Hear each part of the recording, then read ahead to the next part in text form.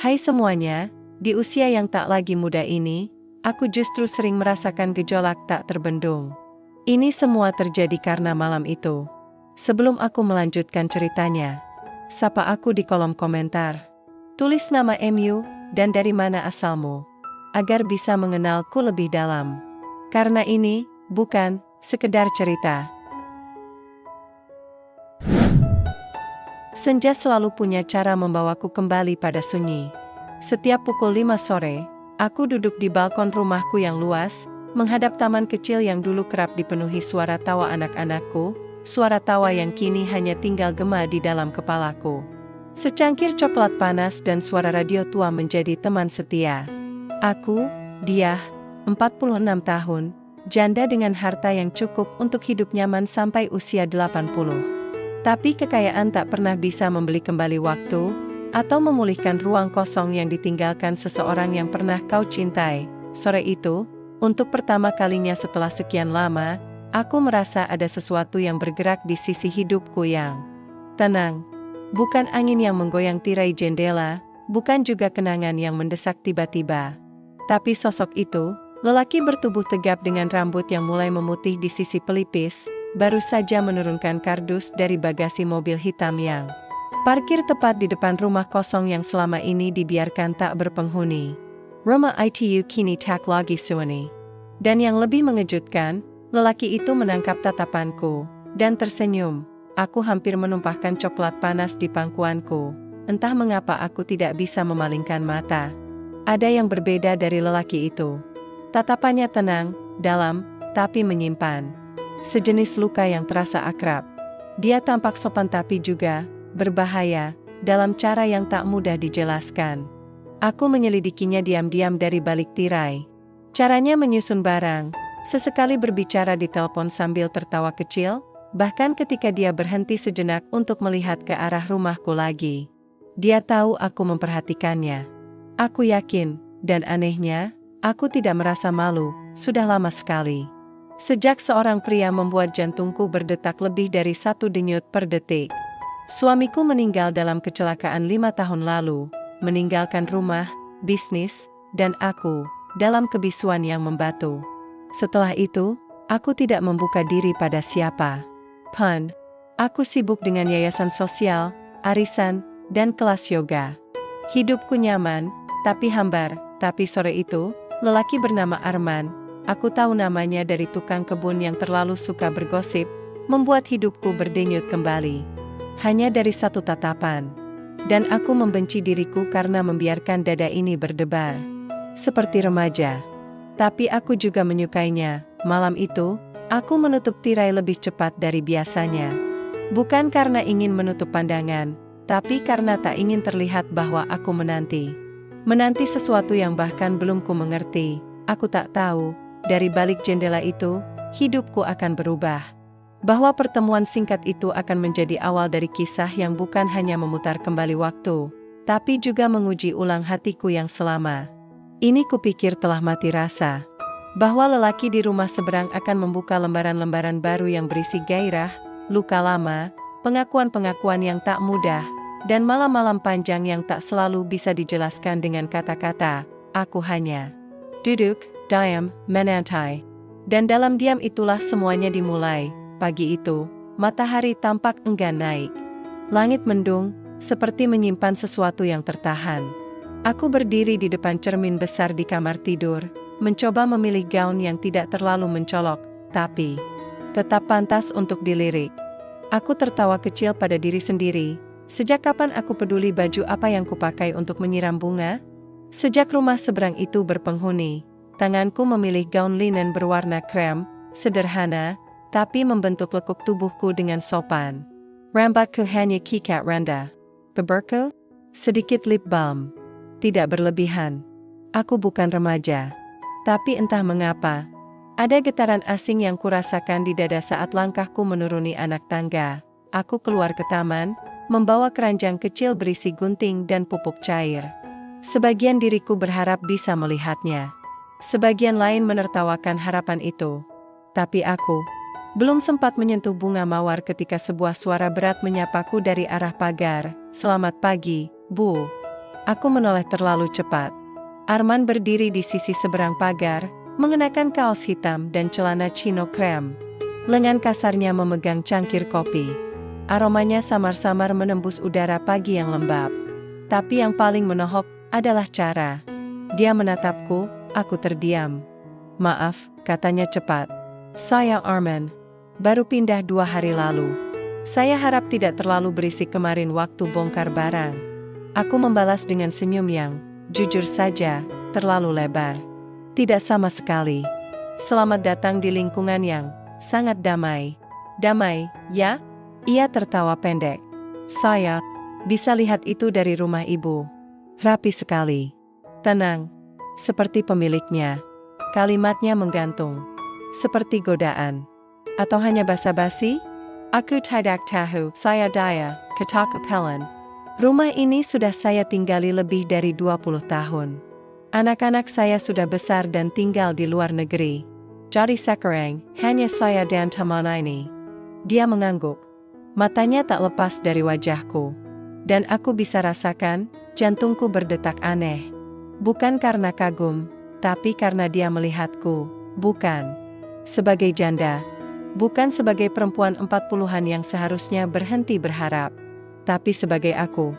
Perempuan yang masih hidup. Yang masih bisa membuat pria sepertinya berhenti sejenak hanya untuk memperhatikan. "Kalau butuh bantuan apa-apa, jangan sungkan," ucapku cepat. Ingin menutup percakapan sebelum mataku semakin jatuh dalam ke matanya. "Tentu. Tapi saya justru berharap bisa membantu ibu duluan." Ia melirik ke arah semprotan pupuk yang kujatuhkan entah kapan. Aku terkesiap. "Terima kasih. Tapi saya sudah terbiasa melakukannya sendiri." Dia tersenyum. Senyum yang terlalu tenang, dan membuat pagiku mendadak panas setelah dia masuk. Ke rumahnya, aku berdiri lama, lebih lama dari biasanya. Pandanganku terjebak di titik terakhir dia berdiri. Aku sadar, ini bukan hanya percakapan pagi yang biasa, ada sesuatu yang mulai terbuka perlahan. Seperti jendela tua yang selama ini kukunci rapat. Dan Arman, entah kenapa, punya kunci itu, dan aku mulai takut bahwa aku akan membiarkannya masuk. Hari itu langit murung sejak pagi. Awan kelabu menggantung berat, seperti menyimpan amarah yang tak sempat terekap. Tapi aku tetap melangkah ke halaman untuk memberi makan kucing liar yang sering bersembunyi di balik pot. Angin dingin menggelitik tengkukku. Aku menoleh ke rumah Arman. Tirainya tertutup.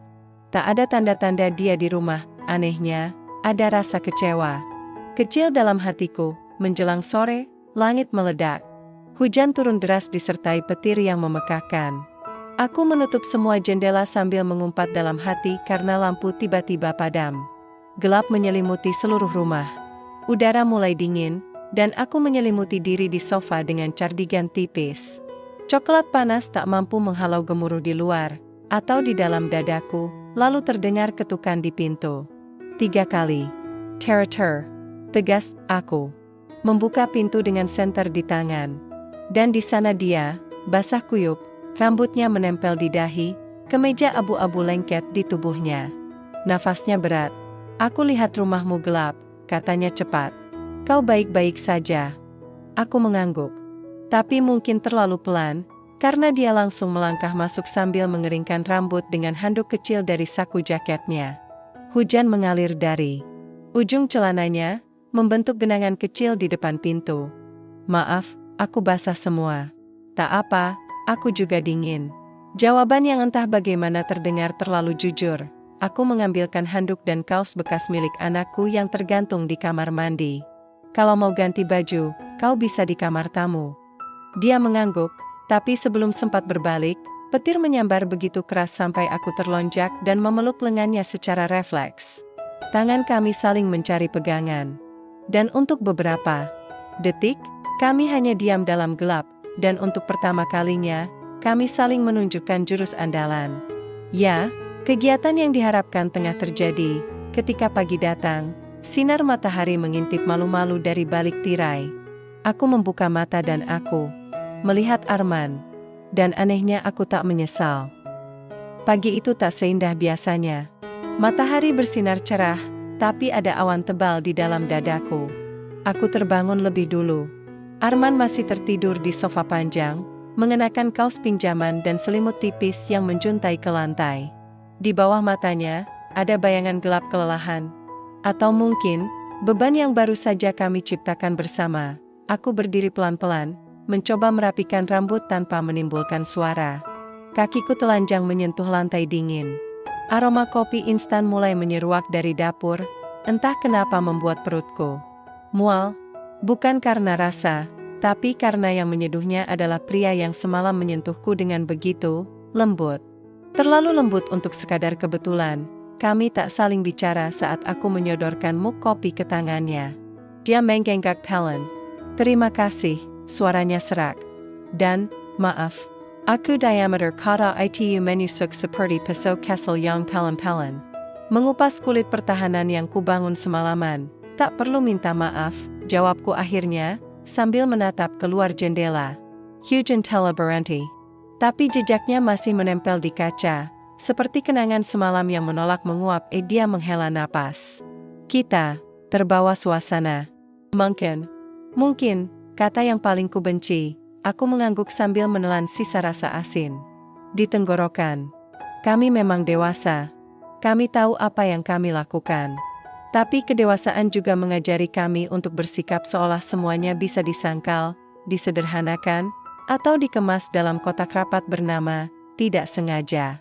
Padahal kami tahu, tidak ada yang benar-benar tak disengaja. Tadi malam, ia menatapku dalam, tapi cepat-cepat menunduk. Mungkin bukan ide yang baik. Aku tersenyum tipis. Kau tidak menyesalinya, kan? Butuh waktu 5 detik baginya untuk menjawab. Tapi jawabannya tidak datang dalam bentuk kata. Ia hanya menggenggam tanganku erat, lama, lalu melepaskannya. Itu cukup. Setelah dia pulang, rumahku terasa lebih sunyi dari biasanya. Udara pagi terlalu jernih, cahaya terlalu terang, dan detak jam dinding seperti mengolok-olokku. Aku menyibukkan diri dengan menyiram tanaman, menyusun ulang rak buku, bahkan membersihkan gudang bawah. Tapi setiap langkahku seperti membawa jejak tubuhnya, dan yang paling menyiksa adalah bayangan itu, tubuh kami yang saling mendekap dalam kegelapan. Napasnya di leherku. Suaranya yang berbisik tak jelas. Sentuhan yang terlalu nyata untuk dianggap mimpi. Malamnya, aku duduk di balkon. Tak ada coklat panas. Hanya angin yang menusuk tulang dan kesunyian yang menggentang rumah Arman Jalap.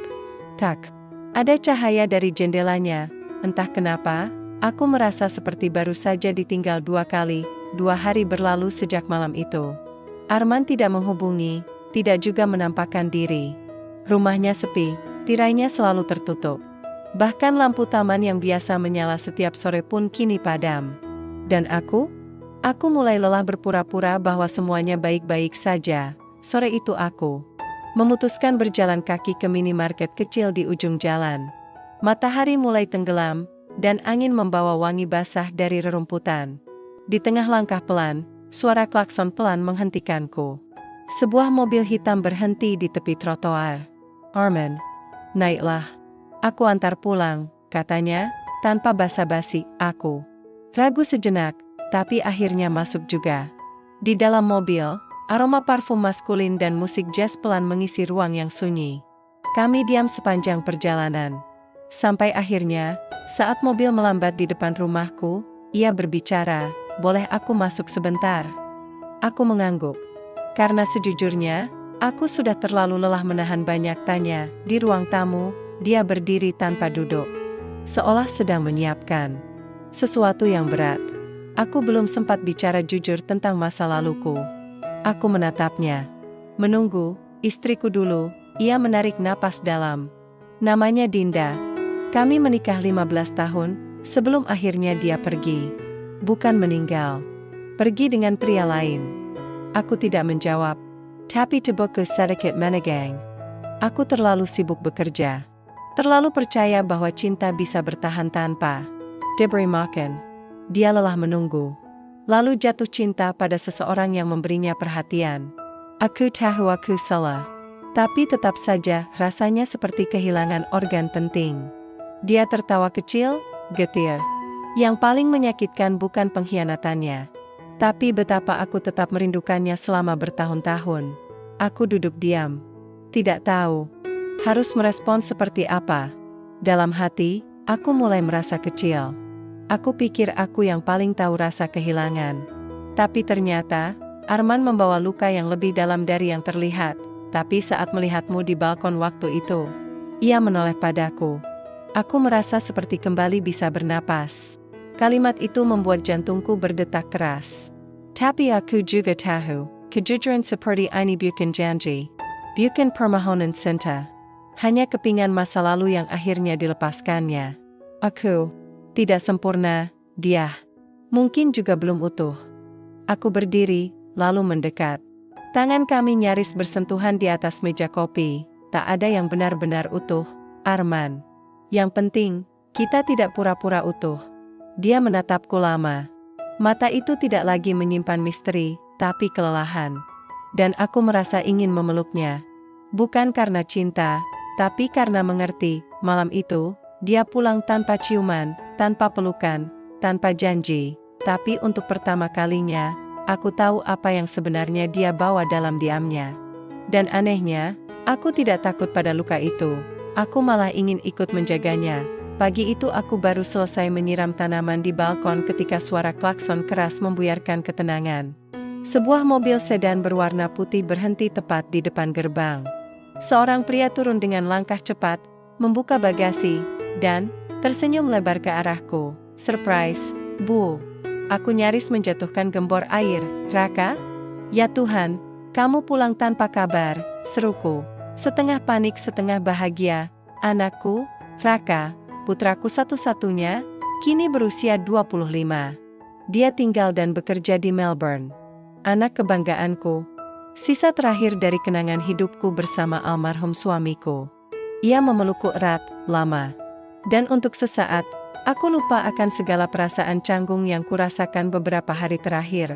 Tapi kebahagiaan itu tak berlangsung lama. Saat kami duduk di ruang tamu, Raka mulai bertanya. Rumah sebelah udah ada yang tempati, ya? Aku berdeham kecil. Ayah, namanya Arman. Baru pindah beberapa minggu lalu. Dia menatapku, lama. Tatapannya tajam seperti ayahnya ketika mencium hal-hal yang tidak dikatakan. Dia sering main ke rumah? Pertanyaan yang terdengar biasa. Tapi di telingaku, seperti interogasi yang terbungkus senyum manis. Aku tidak menjawab. Kamu kelihatan beda, Bu. Lanjutnya, seperti seseorang yang lagi menyimpan sesuatu. Aku tertawa kecil, berusaha mengalihkan. Mungkin karena kamu pulang tiba-tiba. Aku kaget. Tapi Raka bukan anak kecil lagi. Ia menatapku dengan pandangan dewasa yang membuatku justru merasa seperti seorang gadis remaja yang sedang ketahuan menyukai pria seberang rumah. Sore harinya, saat aku sedang menyiapkan teh di dapur, Raka muncul dengan wajah yang sedikit berubah. Aku ketemu Pak Arman di depan rumah. Ramah sih, tapi ia berhenti sejenak, lalu menatapku dalam. Dia ngeliat ibu beda. Bukan kayak tetangga biasa. Hatiku mencelos. Bu, kalian ada apa? Aku ingin mengatakan sesuatu. Ingin jujur. Tapi lidahku keluh. Rasanya aneh sekali harus menjelaskan pada anakku bahwa ibunya mungkin sedang jatuh cinta lagi. Raka? Ini bukan hal yang mudah untuk dijelaskan, kataku perlahan. Tapi kamu bahagia? Tanyanya cepat. Tak kuduga, pertanyaannya menohok. Aku terdiam. Karena jawabannya justru lebih rumit daripada yang dia pikir. Mungkin, ya. Tapi aku juga takut. Ia mendekat, memegang bahuku. Aku cuma gak pengen ibu disakiti. Lagi. Aku mengangguk, lalu memeluknya. Dalam pelukan itu, aku sadar satu hal, kebahagiaanku bukan hanya milikku. Aku harus membaginya. Harus memintanya dimengerti. Bahkan oleh anakku sendiri. Dan malam itu, saat aku duduk di balkon, menatap rumah Arman yang temaram, aku sadar, kisah ini tak lagi milik berdua. Dunia sudah mulai ikut campur, dan tak semua orang akan mengerti. Aku menerima undangan gala amal dari yayasan tempatku menjadi donatur tetap sejak bertahun lalu. Biasanya aku akan datang sendiri, berdiri di sudut ruangan dengan segelas jus anggur dan senyum tipis yang tak pernah bertahan lama. Tapi kali ini, Entah kenapa, aku tak ingin sendiri. Dan hanya satu orang yang muncul di benakku, Arman. Aku ragu selama 2 hari penuh. Bahkan surat undangan itu sempat berakhir di laci dapur, terabaikan. Tapi pada hari ketiga, aku memberanikan diri mengetuk pintu rumahnya. Acara gala, ya? Tanyanya sambil menyeringai kecil, setelah aku menyerahkan undangan. Formal banget. Kau yakin mau mengajakku? Daripada aku berdiri sendirian sepanjang malam, jawabku ringan. Tapi jantungku berdebar seperti gadis belasan tahun yang baru saja mengajak pria pujaannya ke pesta dansa sekolah. Baiklah, katanya. Aku akan pakai jas terbaikku. Tapi jangan kaget kalau aku terlihat sangat tampan. Malam itu datang lebih cepat dari yang kuduga. Aku mengenakan gaun hitam beludru dengan garis leher yang cukup rendah, riasan tipis tapi tajam, dan anting warisan ibu yang lama tak kugunakan. Saat Arman menjemputku di depan rumah, langkahnya terhenti begitu melihatku. Kau mematikan, katanya pelan. Aku hanya tersenyum. Tapi dalam hati, tubuhku menghangat. Acara diadakan di ballroom hotel mewah. Lampu gantung kristal berkilau. Alunan jazz mengisi udara, dan para tamu mengenakan gaun dan setelan mahal. Tapi saat kami berjalan berdua masuk ke ruangan, aku merasa seperti seluruh cahaya mengarah pada kami. Tangan Arman menggenggam lenganku ringan tapi pasti. Gestur itu membuatku tersadar, kami tak lagi sekadar tetangga. Tidak juga sekadar teman. Tapi pasangan? Aku belum tahu, beberapa orang melirik. Seorang kenalanku bahkan menyapa sambil mengerling. Akhirnya, ya, Budiah. Sudah saatnya hati terbuka. Lagi. Aku hanya tersenyum. Tapi Arman menatapku, dan berbisik di telingaku, kau tidak keberatan mereka tahu. Aku menoleh padanya. Sudah terlalu lama aku bersembunyi. Di tengah keramaian, dia meremas tanganku sedikit lebih erat. Malam itu mengalir seperti mimpi. Kami berdansa. Tak banyak bicara. Tapi tubuh kami berbicara lebih banyak dari yang mampu dijelaskan. Setiap gerakan kecil, sentuhan di punggung, bisikan di telinga, tatapan yang tak lepas, membangun jembatan yang tak kasat mata, tapi nyata.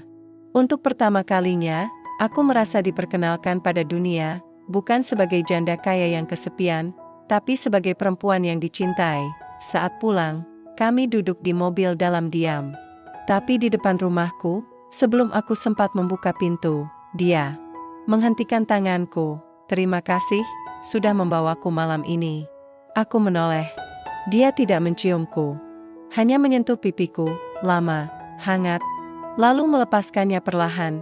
Dan saat aku menutup pintu rumah di belakangku, aku bersandar dan menutup mata. Dadaku sesak. Bukan karena canggung. Tapi karena aku tahu, aku mulai tenggelam. Dan aku tak tahu apakah Arman siap untuk itu, atau aku sendiri. Pagi itu udara terasa terlalu segar. Langit biru bersih, matahari bersinar hangat, hari yang sempurna, katanya. Tapi tak ada yang benar-benar sempurna, terutama jika hati mulai disusupi bayang-bayang yang tak kita undang. Aku sedang menyusun buket bunga di ruang tengah saat suara tawa terdengar dari luar. Tawa perempuan. Ringan, genit, dan familiar. Entah kenapa. Aku melangkah pelan ke jendela, menyibak tirai. Dan di sana, di halaman rumah Arman, aku melihatnya, seorang wanita muda, mungkin 10 tahun lebih muda dariku. Tubuhnya langsing, rambut panjang tergerai bebas, mengenakan gaun terusan krem yang berkibar di tiup angin. Dia tertawa sambil menepuk lengan Arman, seperti seseorang yang sudah lama mengenalnya. Terlalu lama, aku berdiri membeku. Arman menoleh ke arah rumahku sejenak, lalu segera kembali fokus pada tamunya. Tak ada sinyal, tak ada anggukan kecil, tak ada pengakuan di matanya bahwa aku adalah sesuatu di hidupnya, sesuatu, atau seseorang. Hari itu aku tak keluar rumah. Aku sibuk mengatur ulang lemari baju yang sebenarnya sudah rapi. Tanganku sibuk, tapi pikiranku hancur. Siapa dia? Kenapa tak pernah diceritakan? Kenapa tawa Arman terdengar begitu lepas, tawa yang belum pernah kudengar darinya? Malamnya, Arman mengetuk pintu rumahku. Kali ini aku tidak buru-buru membukanya. Dia. Siapa? Tanyaku begitu pintu terbuka, tanpa basa-basi. Namanya Rani, jawabnya tenang. Teman lama. Kami dulu pernah satu kantor. Dia sedang dinas di kota ini, mampir sebentar. Mampir, aku mengulang dengan nada yang lebih tinggi dari seharusnya. Sepertinya cukup akrab untuk seseorang yang hanya mampir. Dia diam. Lalu berkata pelan, "Kau cemburu?" Aku terdiam. Kata itu menampar. Karena ya, aku cemburu. Tapi lebih dari itu, aku takut. Takut bahwa aku hanya persinggahan. Bahwa Arman belum selesai dengan masa lalunya. Atau mungkin, masih membuka pintu untuk masa depan dengan orang lain. Kalau aku tak berhak cemburu, katakan saja, bisikku. Agar aku tak membuang waktu. Dia mendekat. Tidak menyentuhku. Hanya berdiri cukup dekat untuk membiarkanku merasakan detak jantungnya. Kau punya hak untuk apapun, dia, katanya lirih. Aku tidak sedang bermain. Tapi aku juga tidak pandai menjelaskan. Hubungan ini belum punya nama. Aku menatapnya. Ingin marah. Ingin memeluk. Ingin lari. Tapi akhirnya aku hanya berkata, "Kalau begitu, beri nama." Atau aku akan menamai perasaanku sendiri, ketakutan. Dia terdiam. Lalu melangkah mundur. Dan pergi. Tak satu pun dari kami menutup pintu, dan malam itu, untuk pertama kalinya, aku menangis. Bukan karena ditinggal, tapi karena aku mulai terlalu ingin dimiliki. Beberapa hari berlalu sejak pertengkaran itu. Aku dan Arman tak bertemu, tak saling sapa, bahkan tak menoleh jika tak sengaja berpapasan di jalan. Tapi diam kami bukanlah kebencian. Justru sebaliknya, terlalu banyak yang ingin dikatakan, tapi tak tahu dari mana harus memulainya. Hingga malam itu datang, aku terbangun dengan kepala berdenyut dan tubuh menggigil. Demam. Panasnya menusuk hingga ke tulang.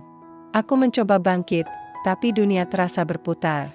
Telepon genggamku ada di atas meja, hanya beberapa langkah, tapi seperti berjarak satu dunia. Lalu pintu diketuk perlahan. Lalu 2 kali lagi, lebih kuat. Aku menyeret tubuh ke arah pintu, membuka. Dengan tangan gemetar. Dan Arman berdiri di sana, membawa termos, kantong plastik berisi bubur, dan wajah penuh kekhawatiran. Aku lihat lampu rumah masih menyala. Tapi tak ada gerakan sejak sore, katanya sambil melangkah masuk tanpa menunggu. "Izin, aku baik-baik saja," ucapku pelan, mencoba berdiri tegak. "Jangan bohong. Wajahmu pucat, napasmu berat." "Duduk." Sekarang. Aku tak melawan, dia menyiapkan bubur dan menuangkannya ke mangkuk. Sementara aku hanya diam, memandangnya dengan perasaan yang bercampur aduk. Lelaki ini yang sempat membuatku menangis, kini menyuapi aku dengan sabar. Mengelap sudut bibirku saat tumpah. Membetulkan selamat. Bahkan memijat pelan jemariku yang dingin. "Kenapa kamu masih peduli?" tanyaku lirih. Mataku mulai panas lagi. "Tapi kali ini bukan karena demam.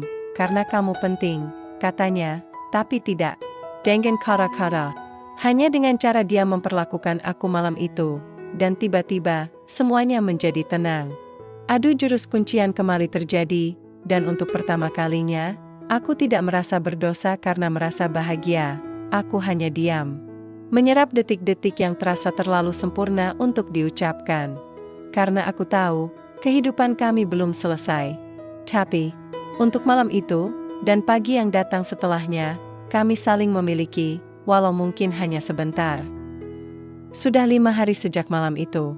5 pagi yang kutemukan dengan senyuman, 5 malam yang kulewati tanpa kesepian. Arman menjadi lebih sering hadir, membawa sarapan, mengirim pesan kecil di siang hari, bahkan memperbaiki kran bocor di dapurku dengan tangan kotor tapi wajah puas. Seperti sepasang kekasih yang perlahan belajar berjalan bersama. Namun, kebahagiaan yang terlalu cepat tumbuh, kadang menyimpan akar luka yang belum benar-benar dicabut. Hari itu aku ke rumah Arman tanpa memberi kabar. Ingin memberikan kejutan. Kecil, sepotong tiramisu buatanku dan sepucuk surat berisi puisi yang kutulis diam-diam. Tapi yang kudapati di sana, membuat napasku berhenti sejenak. Pintu tak terkunci. Aku masuk pelan, memanggil namanya. Tak ada jawaban. Lalu aku mendengar suara dari lantai atas. Bukan suara asing. Suara seorang perempuan, dan bukan Rani. Aku naik dengan jantung berdebar. Setiap anak tangga terasa seperti memikul rasa takutku sendiri. Sampai aku melihat pintu kamarnya sedikit terbuka, dan dari sela pintu itu, kulihat Arman berdiri. Membelakangi pintu, berbicara dengan seseorang. Dia hanya mengisi kekosongan, katanya, suaranya rendah. Tapi jelas, terlalu jelas, aku sedang mencoba menjalani hidupku, dan dia datang. Aku tak bisa menolaknya, tapi, kamu tahu, aku belum benar-benar selesai. Tubuhku membeku. Tanggangku gemetar. Rasa manis tiramisu di dalam kotak berubah menjadi getir yang menyisakan. Aku tak tahu siapa perempuan itu. Aku bahkan tak ingin tahu. Yang kupikirkan hanya satu. Aku hanya pengisi kekosongan, lalu aku turun. Pelan. Tanpa suara. Meletakkan kotak tiramisu itu di meja ruang tamu, bersama surat yang tak jadi kuberikan. Aku tidak marah. Tidak menjerit. Hanya diam yang lebih menyakitkan dari segala bentuk kemarahan. Malamnya, Arman datang ke rumahku. Membawa senyum seperti biasa, seolah tak ada yang berubah. Tapi aku sudah duduk di teras, dengan koper kecil di sampingku. Kamu mau kemana? Tanyanya, keningnya berkerut. Pergi. Keluar kota. Sementara, jawabku tanpa menatap matanya. Kenapa? Ada apa? Aku menatap langit. Malam itu mendung, tanpa bintang. Lalu aku menatapnya, dan berkata dengan suara serak, karena aku tak ingin menjadi pelarian seseorang yang belum selesai mencintai masa lalunya. Dia terdiam. Tak berusaha menahanku. Tak menjelaskan apa pun. Dan keheningannya, menyakitiku.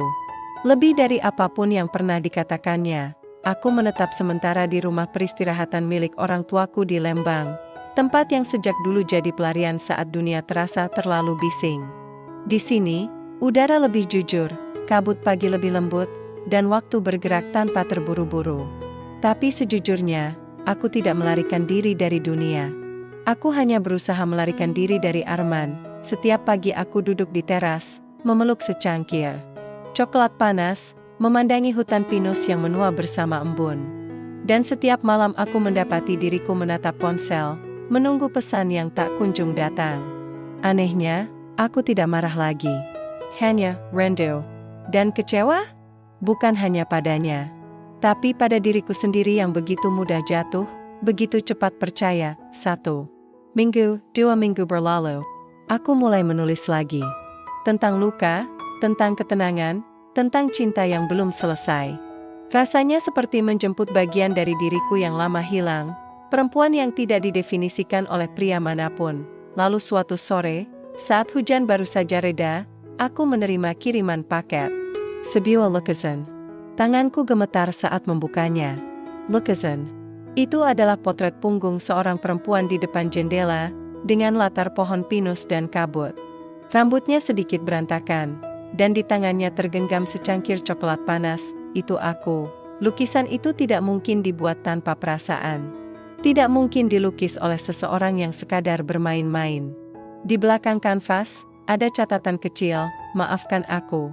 Aku masih belajar menyembuhkan diriku sendiri.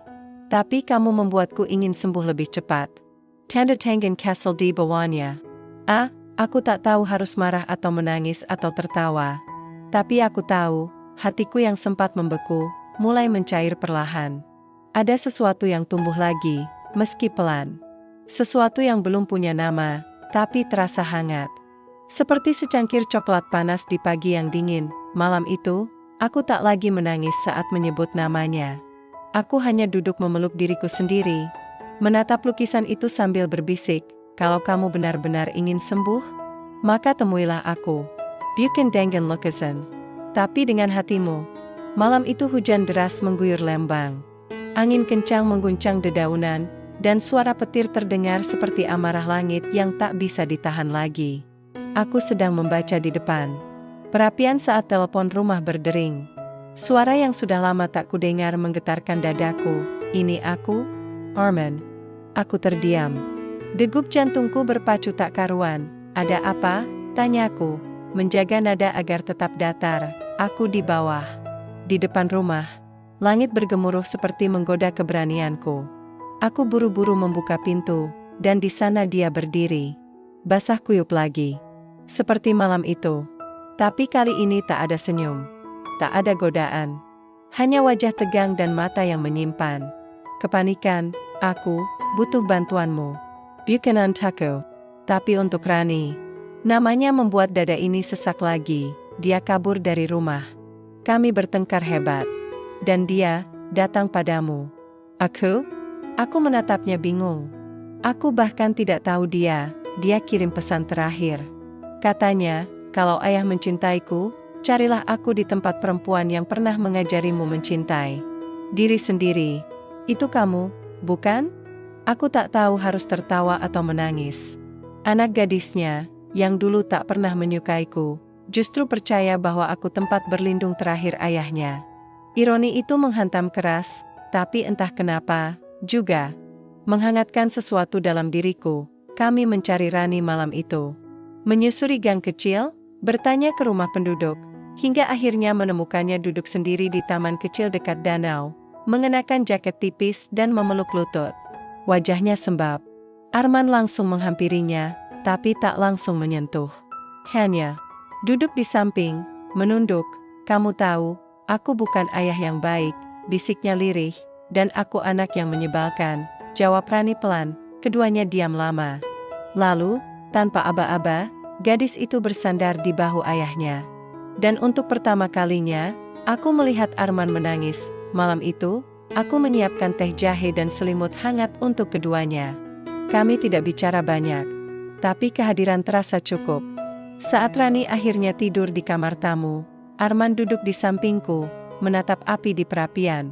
Dia benar, katanya lirih. Kamu memang mengajariku mencintai diriku sendiri. Tapi yang tak sempat kukatakan, kamu juga mengajariku mencintai orang lain, dengan lebih jujur. Aku menoleh pelan. Mata kami bertemu. Tak ada ciuman malam itu. Tak ada pelukan. Tapi jarak yang sempat menjauh, kini mulai mengecil kembali, dan dalam diam, kami saling mengizinkan satu hal penting, untuk kembali mencoba. Kami memutuskan tinggal satu malam lagi di rumah itu. Rani sudah mulai tertawa kecil saat sarapan pagi, walau tatapannya kadang masih sembab. Aku membiarkannya sendiri di taman belakang, sementara Arman dan aku duduk berdua di teras depan, ditemani secangkir kopi dan embusan angin yang menggigit lembut. Aku pernah mengira, luka itu bisa hilang begitu saja, kata Arman pelan, tanpa menoleh. Tapi ternyata, luka hanya berubah bentuk. Kadang jadi diam, kadang jadi marah, dan seringkali jadi takut. Aku tak menjawab, hanya menunggu. Memberinya ruang untuk bicara, untuk jujur. Akhirnya, dulu, saat pernikahanku hancur, aku merasa gagal sebagai suami, dan lebih buruknya, gagal sebagai ayah. Aku pikir, jika aku jatuh cinta lagi, aku akan mengecewakan semua orang yang tersisa. Jadi kupilih menjadi Denjen, kaku, jaga jarak. Aku takut terlalu dekat. Suara Arman terdengar bergetar. Tapi ia tetap melanjutkan, mantan istriku berselingkuh selama hampir 2 tahun. Dan aku, terlalu sibuk menyalahkan diri sendiri untuk menyadari siapa yang sebenarnya hilang. Aku menatapnya. Itu sebabnya kamu selalu merasa bersalah, ya? Ya, jawabnya pelan. Termasuk pada kamu. Diam, aku menyentuh jemarinya yang dingin. Kamu tahu, semua orang punya masa lalu. Tapi tidak semua orang kakak berani untuk berdamai dengannya.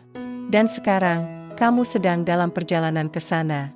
Dia menoleh padaku, perlahan. Lalu kamu? Masa lalumu? Aku menghela napas. Aku sudah kehilangan banyak hal, cinta, kepercayaan, bahkan harga diriku.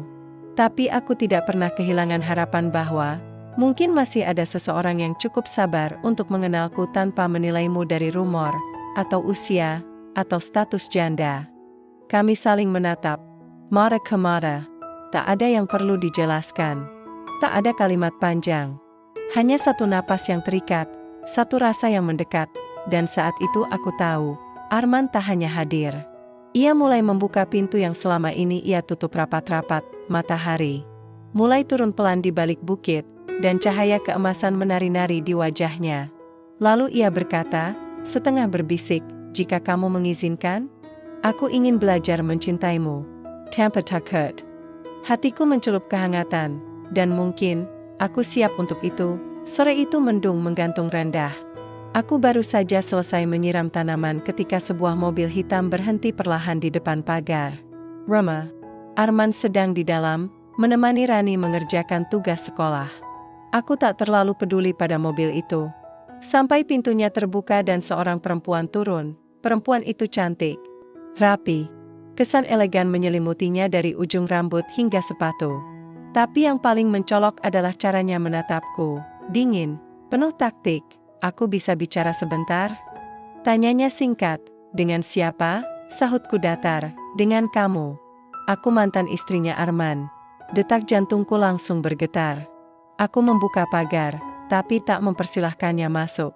Kami berdiri di bawah langit kelabu, saling membaca maksud tanpa menyembunyikan keragangan. Aku tahu kamu orang baik, katanya langsung. Itu sebabnya aku datang bukan untuk berdebat, apalagi minta dia kembali. Aku mengerutkan alis. Lalu, aku datang untuk memperingatkan. Arman belum memberitahumu, kan? Tentang surat utang yang belum lunas. Tentang rumah yang hampir disita. Tentang kontrak lama yang menyeret namaku dan namanya ke pengadilan. Aku tercekat. Apa maksudmu? Dia menyerahkan sebuah dokumen yang dilipat rapi. Aku melihat logo pengadilan dan meterai merah yang mencolok. Dia mencoba menyelamatkan semuanya sendirian. Termasuk menyembunyikannya dari kamu. Aku tahu gaya Arman. Dia takut kelihatan lima di hadapan perempuan yang dia cintai. Kata, cintai, itu menusuk. Entah kenapa, apa tujuanmu memberitahuku semua ini? Tanyaku pelan, dia menatapku tajam. Karena aku juga pernah jadi kamu. Dan aku tahu betapa sakitnya saat kita mencintai seseorang yang tak jujur, meski dengan niat baik. Sebelum aku sempat menjawab, dia berbalik dan masuk ke mobil. Hujan mulai turun. Deres. Dan aku masih berdiri di sana, menggenggam dokumen itu. Tak tahu harus marah, kecewa, atau terluka. Saat aku masuk kembali ke rumah, Arman langsung menyambutku. Tapi aku menunduk, menahan perasaan yang mendesak keluar dari dada. Kita perlu bicara, kataku. Sekarang. Dan untuk pertama kalinya, aku tak tahu apakah aku masih bisa percaya padanya, atau ini hanya satu dari sekian banyak kebenaran yang selama ini dikunci rapat. Malam turun tanpa suara.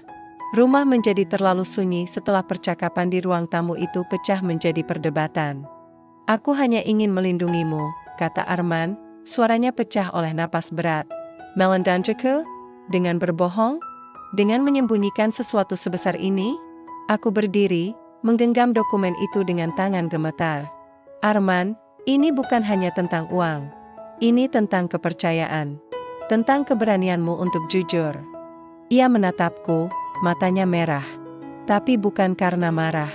Itu adalah air mata yang tertahan. Aku sudah kehilangan terlalu banyak, dan aku takut kehilangan kamu juga.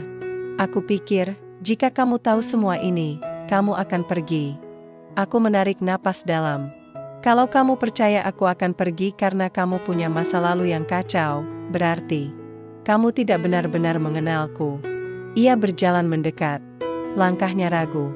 Lalu kamu akan pergi juga? Aku tidak menjawab langsung. Mataku menatapnya lama, mencari sesuatu di balik sorot matanya yang dulu pernah membuatku jatuh. Dan aku menemukannya. Ketakutan, tapi juga cinta. Yang tulus.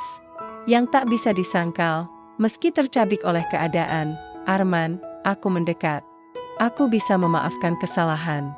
Tapi aku tidak bisa hidup dalam kebohongan. Kalau kita mau bersama, semuanya harus jujur. Bahkan yang paling menyakitkan sekalipun. Dia mengangguk. Perlahan. Aku bersumpah, mulai sekarang, semuanya terbuka. Aku siap menanggung semuanya. Tapi jangan pergi. Dan entah bagaimana, kalimat itu meruntuhkan seluruh benteng amarahku. Malam itu, kami kembali beradu skill. Karena cinta yang sudah terlalu lama disangkal dan akhirnya tak bisa ditahan lagi. Aku tidak tahu apakah besok semuanya akan baik-baik saja. Tapi malam ini, kami saling memilih. Tanpa syarat. Tanpa rahasia. Kami mulai menata ulang hari-hari. Arman menepati janjinya, Jujur. Tentang semua utang, tentang kasus pengadilan, bahkan tentang ketakutan-ketakutannya yang paling pribadi. Tak ada lagi rahasia. Dan anehnya, keterbukaan itu justru membuatku merasa lebih aman. Lebih dekat, kami bertemu dengan pengacaranya, mencari jalan keluar dari masalah hukum yang masih membayangi. Aku menawarkan bantuan, bukan karena aku kasihan, tapi karena aku ingin menjadi bagian dari perjuangannya. Bukan hanya pelabuhan setelah badai, tapi juga layar yang membantunya kembali berlayar. Namun ternyata, dunia tidak sebahagia kami, bisik-bisik mulai terdengar. Dari ibu-ibu di pertemuan sosial, dari grup arisan yang dulu begitu memujaku. Mereka bertanya-tanya, mencibir diam-diam. Janda kaya jatuh cinta pada duda bangkrut. Ah, dia cuma dimanfaatkan. Mereka pasti sudah tidur bersama sejak dulu. Gosip adalah racun yang menyebar pelan, tapi mematikan. Aku bisa menahannya. Aku sudah terlalu lama hidup dengan topeng dan senyum palsu. Tapi yang mengejutkanku adalah bagaimana itu mempengaruhi Arman. Dia mulai menarik diri. Lebih diam. Lebih sensitif. Mungkin kita terlalu cepat, katanya suatu malam. Mungkin mereka benar. Aku hampir meledak. Kamu lebih peduli pada omongan orang daripada pada apa yang kita punya. Bukan itu, dia menunduk. Aku hanya takut kamu akan lelah membelaku terus-menerus. Aku menggenggam tangannya. Arman, aku memilih kamu bukan karena kamu sempurna, tapi karena kamu nyata. Kalau aku ingin yang tanpa masalah, aku bisa tinggal sendiri seumur hidup. Dia memandangku dengan mata yang memerah, tapi belum sempat bicara, ponselnya berdering. Aku memperhatikan wajahnya berubah. Mendadak pucat. Ada apa? Tanyaku cepat. Gudang tempatku bekerja, kebakaran. Aku harus ke sana sekarang. Aku langsung ikut. Tak ada ruang untuk ragu. Kami naik mobil, menembus malam. Hujan turun deras seperti malam-malam sebelumnya. Tapi malam ini, rasanya lebih gelap. Saat kami tiba di lokasi, api sudah padam. Tapi kerugian besar. Dan di tengah puing yang menghitam, seseorang berteriak, ada yang lihat Arman terakhir tadi siang. Dia di dalam ruangan yang jadi sumber api. Aku tercekat. Arman mematung. Polisi mulai mendekat. Malam itu, cinta kami bukan hanya diuji oleh kata-kata, tapi oleh tuduhan. Dan dunia, sekali lagi, menunjukkan bahwa ketika dua orang saling mencintai, yang mereka hadapi bukan hanya perasaan, tapi juga segala yang ingin memisahkan mereka. Pagi datang lebih lambat dari biasanya. Mungkin karena semalaman kami duduk di kantor polisi, menjawab pertanyaan demi pertanyaan yang menggantung seperti jerat. Arman duduk di sebelahku, wajahnya tak menyimpan apa-apa selain letih. Kemejanya lusuh, tangan kirinya gemetar. Kenapa mereka menuduhmu? Bisikku pelan, mencoba menahan emosi. Kamu di rumah bersamaku sore itu. Dia menggeleng. Mereka tidak peduli pada alibi. Gudang itu sudah diasuransikan. Dan mantan rekan bisnisku, Andra, menggunakan kesempatan ini untuk menjebak. Dia punya motif, dan aku punya reputasi buruk sejak kasus lama. Aku menggenggam tangannya. Kuat. Lalu kita buktikan. Kita cari kebenarannya. Aku akan bantu. Dia menoleh ke arahku, matanya basah. Kamu tak harus terlibat lebih jauh. Mereka akan menyeret namamu juga. Kamu bisa mundur sekarang. Mundur? Aku tertawa pahit. Kamu pikir aku hanya ingin bagian yang manis dari hidupmu? Aku di sini, Arman. Bahkan jika harus menghadapi dunia. Beberapa hari berikutnya terasa seperti neraka kecil. Media mulai menyorot kasus kebakaran itu. Ada artikel online dengan judul-judul murahan seperti, duda bangkrut diduga membakar gudangnya sendiri, janda kaya ikut terlibat. Wajahku terpampang di mana-mana. Di supermarket, beberapa orang menatapku dengan tatapan kasihan bercampur jijik. Tapi yang paling menyakitkan adalah ketika keluarga mantan suamiku menghubungi. Ini memalukan, kata mertuaku, dingin. Kamu membawa nama keluarga ke lumpur. Aku tidak menjawab. Karena untuk pertama kalinya, aku benar-benar tidak peduli pada martabat kosong yang selama ini mereka paksakan padaku. Yang kupedulikan hanya Arman. Dan bagaimana dia mulai runtuh. Perlahan, hingga pada suatu malam, setelah kami selesai bertemu dengan pengacara, dan semua terasa terlalu sunyi, dia masuk ke kamar dengan wajah yang belum pernah kulihat. Aku sudah siap menyerahkan diri, katanya, darahku membeku. Apa maksudmu? Kalau ini bisa membuat semuanya selesai, dan menjauhkan kamu dari masalah, aku akan lakukan. Aku lelah.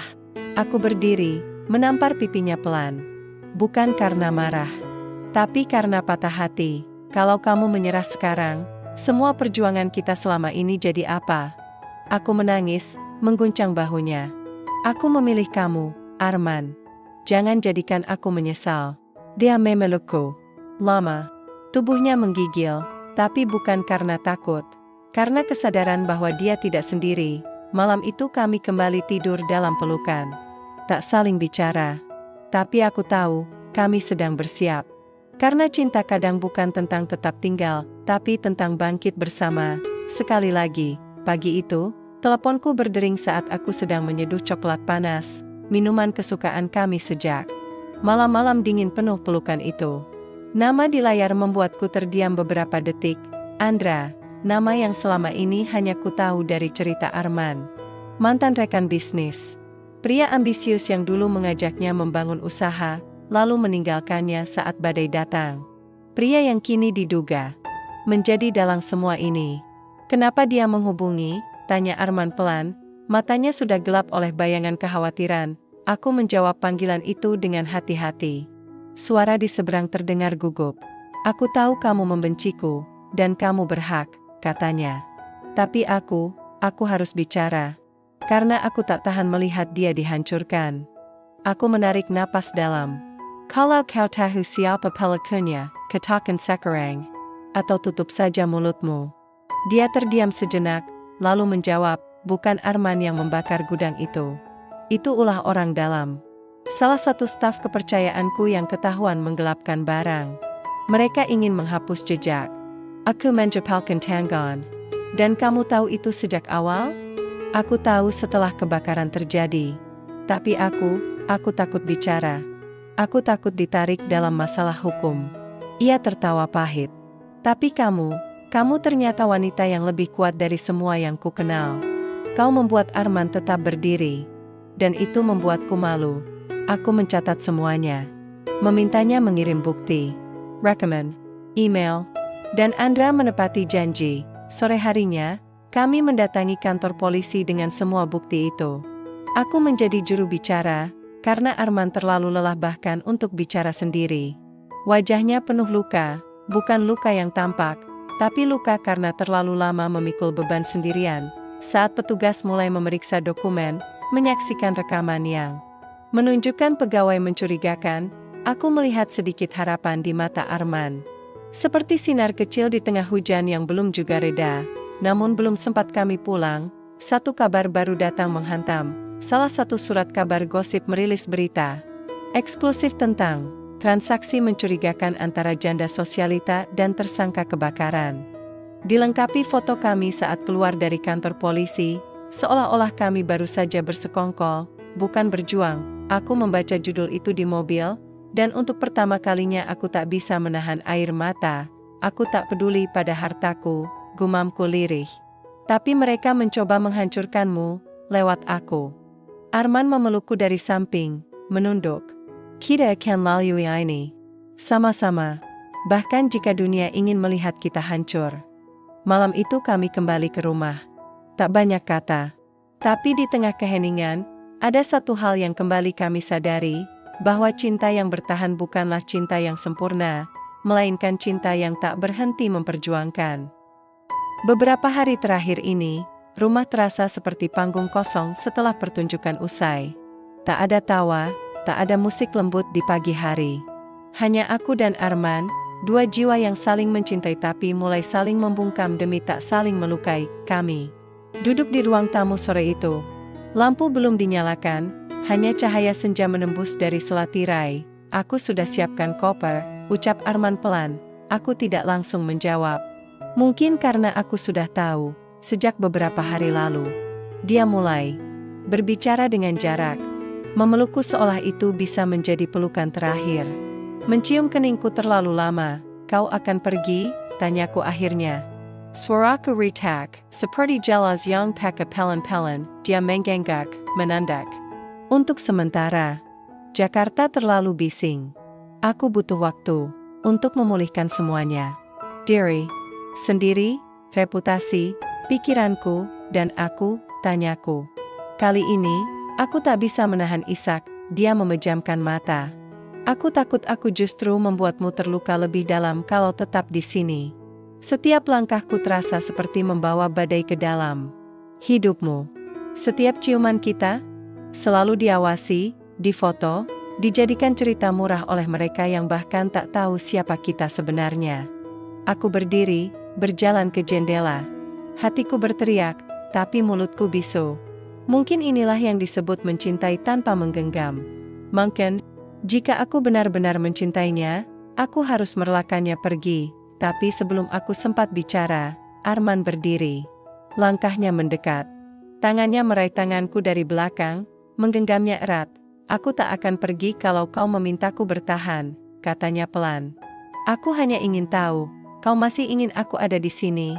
Aku membalikkan tubuhku, menatap matanya yang lelah, tapi masih menyimpan bara. Lalu aku mengangguk, ya, bisikku. Tapi hanya jika kau tinggal bukan karena kasihan. Bukan karena rasa bersalah. Tapi karena kau tahu, rumahmu ada di sini. Dia menarik ke dalam pelukan. Lama, hangat, dan dalam pelukan itu, aku tahu, dia memilih tinggal, tidak karena semua sudah membaik. Tapi karena kami akhirnya saling memahami, cinta bukan sekadar menahan seseorang agar tak pergi, tapi menyiapkan tempat yang cukup hangat untuk membuat mereka ingin kembali. Malam itu, kami duduk bersama di teras. Tak banyak bicara, hanya genggaman, tangan dan diam yang hangat. Kadang cinta tak butuh kalimat. Ia hanya butuh kehadiran yang tulus. Sudah seminggu sejak Arman memutuskan untuk tetap tinggal. Rumah ini tidak berubah banyak. Cat tembok masih sama.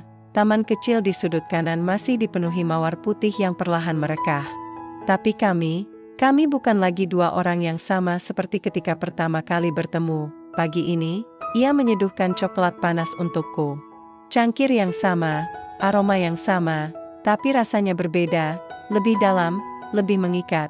Kau tahu, katanya sambil duduk di sebelahku di teras. Kadang aku berpikir, seandainya aku tak pernah jatuh dalam semua kekacauan itu, mungkin kita tak akan pernah sedekat ini. Aku tersenyum pelan. Atau mungkin kita hanya akan menjadi dua orang dewasa yang saling mengagumi dari jauh. Terlalu sopan untuk saling mengganggu. Kami tertawa pelan. Dan di dalam tawa itu, ada rasa syukur yang tak bisa dijelaskan. Kami tidak mengumumkan apapun ke publik. Tidak ada klarifikasi, tidak ada pembelaan. Karena kami belajar, kebahagiaan sejati tidak butuh pengakuan orang luar. Kami hanya hidup, dengan pelan, penuh, dan jujur. Suatu sore, saat angin menggerakkan tirai dan aroma tanah basah masuk ke dalam rumah, Arman mendekat dan berkata, aku ingin mulai lagi. Bisnis kecil. Tidak muluk-muluk. Di kota ini saja. Tapi, hanya jika kau mau jadi bagian di dalamnya. Bukan sebagai investor, tapi sebagai jantungnya. Aku menatapnya, takjub, jantung? Ya, karena sejak aku mengenalmu, aku hidup lagi. Tapi sejak aku mencintaimu, aku belajar berdetak. Aku tak menjawab, hanya memeluknya. Di pelukannya, semua sakit dari masa lalu menemukan tempat untuk tenang. Luka-luka yang dulu kupeluk sendirian, kini dibagi, dibalut perlahan. Tak semua sembuh, tapi cukup untuk berjalan lagi. Malam itu, saat kami duduk berdua di bawah lampu gantung yang redup, aku bertanya, menurutmu, bagaimana kita di masa depan? Ia tersenyum, mencium keningku. Kita tidak akan sempurna.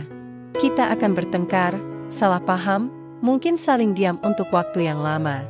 Tapi satu hal yang pasti, kita akan selalu pulang. Kemana? Ia memelukku lebih erat, ke kamu.